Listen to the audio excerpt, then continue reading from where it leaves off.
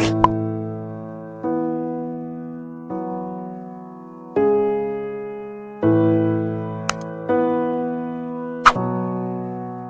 वालेकुम viewers, welcome to name center. आज का नाम है महनूर।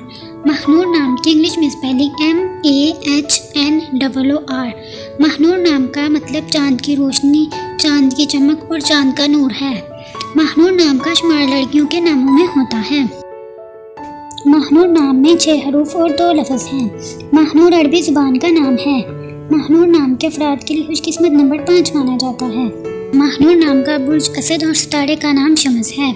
महनूर नाम के अफराद के लिए बेहतरीन दिनों में इतवार और मंगल शामिल हैं, जबकि बेहतरीन रंगों में सुर्ख, जन्नमा और हल्का सब्ज़ शामिल है। महनूर नाम के अफराद के लिए बेहतरीन फूलों में सुर्ख गुलाब शामिल है, जबकि बेहतरीन पत्थरों में पखराज पत्थर शामिल है।